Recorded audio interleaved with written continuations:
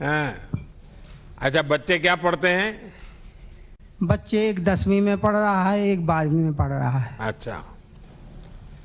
देखिए विश्वकर्मा जी, आपसे बात कर करके बहुत अच्छा लगा।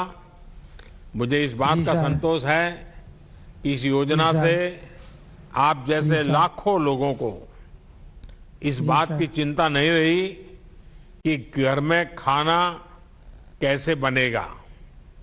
जी सर। लॉकडाउन की वजह से सारी गतिविधि बंद हो गई, पर मेरे भाइयों बहनों के घर के चूल्हे बंद नहीं हुए। इस जी विपत्ति सर। के समय में आपके सिर पर छत और खाने का राशन था। मुझे ये जी जानकर सर। भी बहुत खुशी हुई कि आपको ई पॉस मशीन के बारे में अच्छी तरह से पता है और उसका आपके गांव और देश भर में सही उपयोग हो रहा है। जी सर, हो लोगों रहा के है। राशन में कोई बिचौलिया अब हिस्सा नहीं ले रहा है, नहीं वरना ले रहा है ये सर। कटकी कंपनी कभी कुछ मार जाती थी। तो अब एक जागरूकता भी आई है, टेक्नोलॉजी का उपयोग हो रहा है। तो दिल्ली से 1 रुपया जाता है तो गरीब के घर 100 पैसा पहुंचता है, 1 पैसा भी कटता नहीं है। यही मेरी कोशिश है। मुझे बहुत अच्छा लगा। आपको बहुत बहुत धन्यवाद, शुभकामनाएं। धन्यवाद सर। धन्यवाद सर। बहुत बहुत धन्यवाद माननीय प्रधानमंत्री जी। भोजन भी, जीवन भी, सम्मान भी। अब आपसे विनम्र आग्रह है माननीय कि आप मध्य प्रदेश में सभी हितग्राहियों को और देश भर में अपना संबोधन दें, मार्गदर्शन करें। माननीय प्रधानमंत्री श्री नरेंद्र मोदी जी।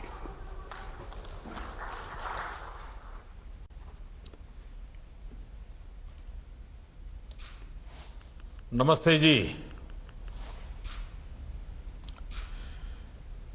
मध्य प्रदेश के राज्यपाल और मेरे बहुत पुराने परिचित श्री मंगूभाई पटेल, जिन्होंने अपना पूरा जीवन आदिवासियों के कल्याण में, जनजातीय समूह समाज के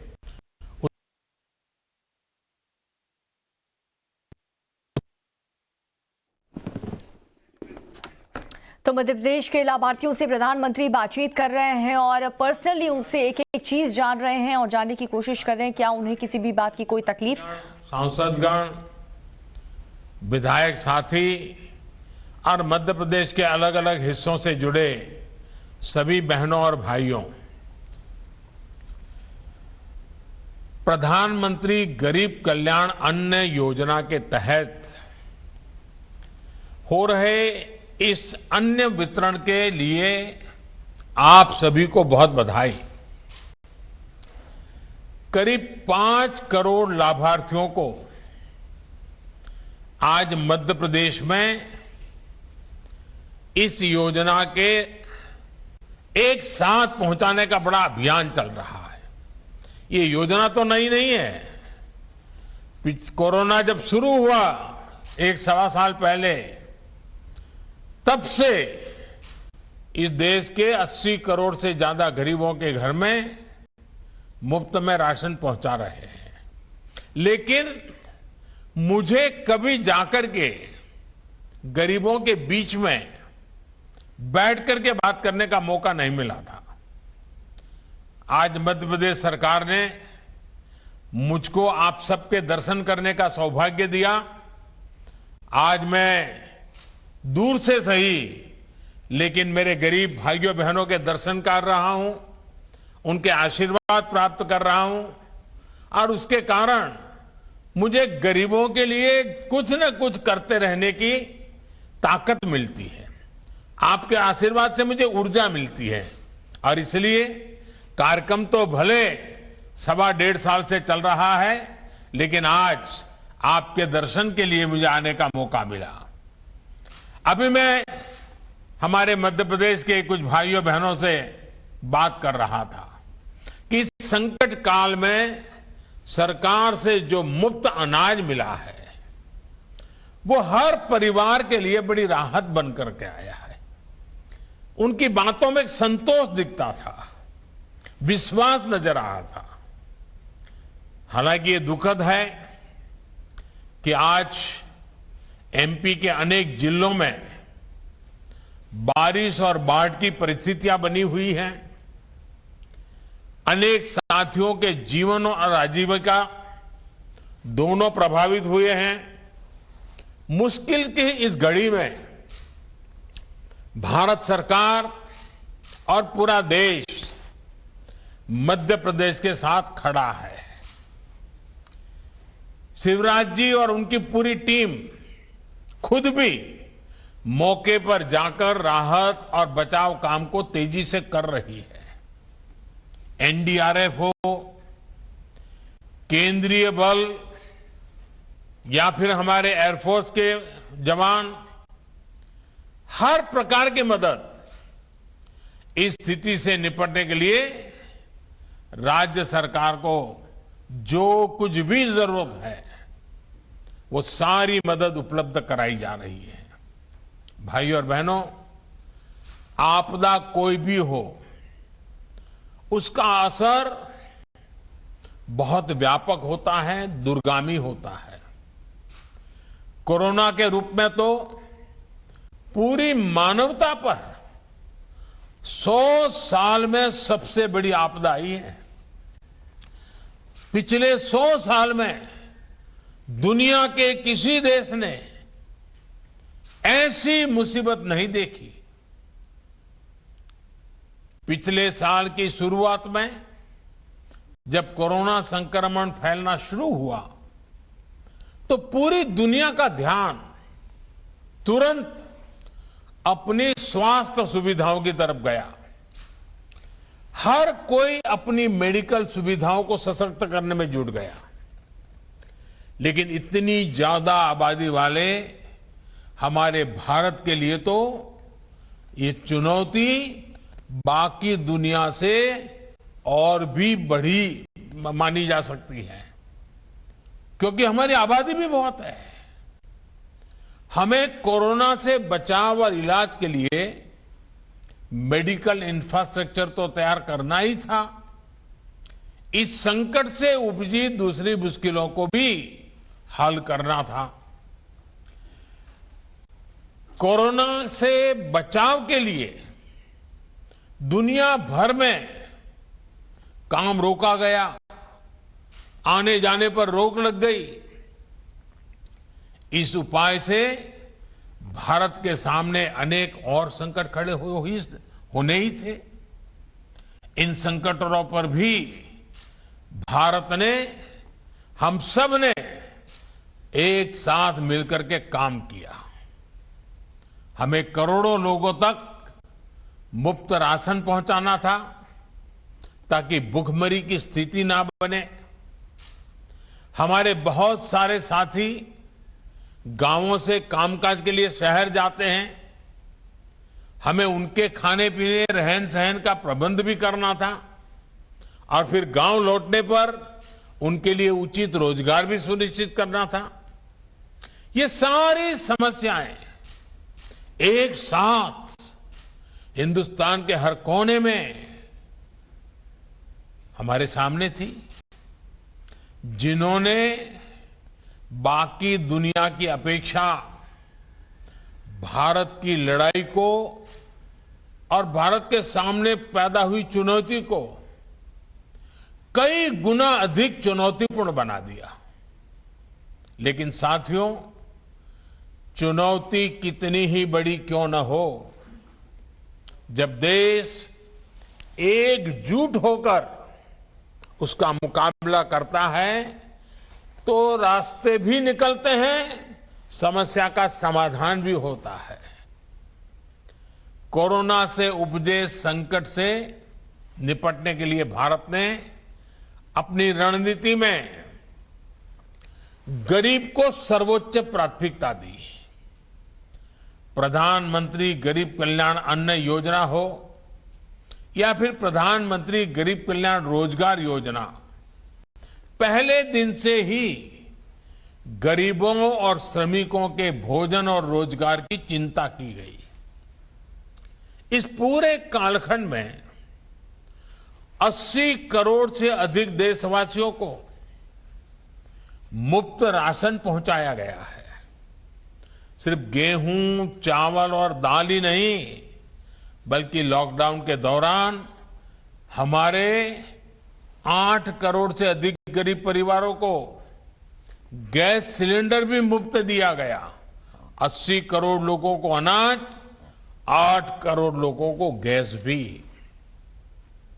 यही नहीं, लगभग 20 करोड़ से अधिक बहनों के जनधन बैंक खाते में लगभग 30,000 करोड़ रुपए सीधे कैश ट्रांसफर भी किए गए। श्रमिकों और किसानों के बैंक खातों में भी हजारों करोड़ रुपए जमा किए गए। अभी 2 दिन बाद ही 9 अगस्त को करीब करीब 10-11 करोड़ किसान परिवारों के बैंक खाते में फिर से हजारों करोड़ रुपए सीधे ट्रांसफर होने वाले हैं। साथियों, इन सारे प्रबंधों के साथ साथ भारत ने मेड इन इंडिया वैक्सीन पर भी पूरा जोर लगाया। यही कारण है कि आज भारत के पास अपनी वैक्सीन है। ये वैक्सीन प्रभावी भी है, सुरक्षित भी है। कल ही भारत ने 50 करोड़ वैक्सीन डोज लगाने के बहुत अहम पड़ाव को पार किया है। दुनिया में ऐसे अनेक देश हैं जिनकी कुल संख्या से भी अधिक टीके भारत एक सप्ताह में लगा रहा है। ये नए भारत का, आत्मनिर्भर होते भारत का नया सामर्थ्य है। कभी हम बाकी दुनिया से पिछड़ जाते थे, आज हम दुनिया से कई कदम आगे हैं। आने वाले दिनों में टीकाकरण की इस गति को हमें और तेज करना है। साथियों, कोरोना से बने हालात में भारत आज जितने मोर्चों पर एक साथ निपट रहा है, वो हमारे देश के सामर्थ्य को दिखाता है। आज दूसरे राज्यों में काम कर रहे श्रमिकों की सुविधा के लिए one nation one ration card की सुविधा दी जा रही है। बड़े शहरों में श्रमिकों को झुग्गियों में ना रहना पड़े, इसके लिए उचित किराए की योजना लागू कर दी गई है। हमारे रेहड़ी पटरी और ठेला चलाने वाले भाई बहन, हमारे इन साथी फिर से अपना काम धंधा शुरू कर सके, इसके लिए पीएम स्वनिधि के तहत उन्हें बैंक से सस्ता और आसान ऋण उपलब्ध कराया जा रहा है। हमारा कंस्ट्रक्शन सेक्टर, हमारा इंफ्रास्ट्रक्चर सेक्टर रोजगार का एक बहुत बड़ा माध्यम है। इसलिए पूरे देश में इंफ्रास्ट्रक्चर के प्रोजेक्ट पर लगातार तेजी से काम चल रहा है। साथियों, आजीविका पर दुनिया भर में आए इस संकट काल में ये निरंतर सुनिश्चित किया जा रहा है कि भारत में कम से कम नुकसान हो। इसके लिए बीते साल में अनेक कदम उठाए गए हैं और निरंतर उठाए जा रहे हैं। छोटे, लघु, सूक्ष्म उद्योगों को अपना काम जारी रखने के लिए लाखों करोड़ रुपए की मदद उपलब्ध कराई गई है। सरकार ने इस बात का भी ध्यान रखा कि खेती और इससे जुड़े सारे कामकाज सुचारू रूप से चलते रहे।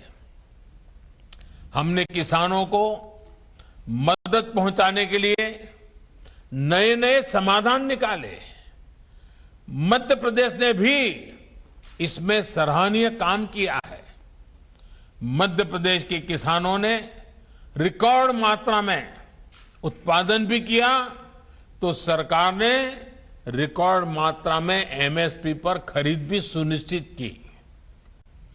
मुझे बताया गया है कि एमपी में इस बार गेहूं की खरीद के लिए देश में सबसे अधिक खरीद केंद्र बनाए थे। मध्य प्रदेश ने अपने 17 लाख से अधिक किसानों से गेहूं खरीदा और उन तक सीधा 25,000 करोड़ रुपए से अधिक पहुंचाया है। भाई और बहनों, डबल इंजन सरकार का सबसे बड़ा लाभ यही है कि केंद्र सरकार की योजनाओं को राज्य सरकार और संवार करके आगे बढ़ाती है, उनकी शक्ति बढ़ा देती है। मध्य प्रदेश में युवाओं का स्किल डेवलपमेंट हो, हेल्थ इंफ्रास्ट्रक्चर हो, डिजिटल इंफ्रा हो, रेल रोड कनेक्टिविटी हो, सभी पर तेज गति से काम किया जा रहा है। शिवराज जी के नेतृत्व में मध्य प्रदेश ने बीमारू राज्य की पहचान को काफी पहले ही पीछे छोड़ दिया है। वरना मुझे याद है एमपी की सड़कों की क्या हालत होती थी। यहां से कितने बड़े बड़े घोटालों की खबरें आती थी। आज एमपी के शहर स्वच्छता और विकास के नए प्रतिमान गढ़ रहे हैं। भाई और बहनों, आज अगर सरकार की योजनाएं जमीन पर तेजी से पहुंच रही हैं, लागू हो रही हैं, तो इसके पीछे सरकार के कामकाज में आया परिवर्तन है। पहले की सरकारी व्यवस्था में एक विकृति थी। वो गरीब के बारे में सवाल भी खुद पूछते थे और जवाब भी खुद ही दे देते थे। जिस तक लाभ पहुंचाना है उसके बारे में पहले से सोचा ही नहीं जाता था। कुछ लोग सोचते थे गरीब को सड़कों की क्या जरूरत है। अब देखिए, आपने सुना होगा ये सब, ऐसा कहा जाता था तो गरीबों को सड़कों की क्या जरूरत है, उसको तो पहले रोटी चाहिए। कुछ लोग ये भी कहते थे कि गरीब को गैस की क्या जरूरत है, खाना तो वो लकड़ी के चूल्हे से भी बना लेगा। एक सोच ये भी थी कि जिसके पास रखने के लिए पैसा ही नहीं, वो बैंक खाते की क्या करेगा, बैंक खातों के पीछे क्यों लगे हो। प्रश्न ये भी किया जाता था कि गरीब को ऋण दे दिया तो उसको चुकाएगा कैसे। दशकों तक ऐसे ही सवालों ने गरीबों को सुविधाओं से दूर रखा। ये एक प्रकार से कुछ न करने का बड़ा बहाना बन गया था। ना गरीब तक सड़क पहुंची, ना गरीब को गैस मिली, न गरीब को बिजली मिली, न गरीब को रहने के लिए पक्का घर मिला, न गरीब का बैंक खाता खुला, न गरीब तक पानी पहुंचा। परिणाम यह हुआ कि गरीब मूल सुविधाओं से दशकों तक वंचित रहा और छोटी छोटी जरूरत के लिए गरीब दिन भर जद्दोजहद करता रहा।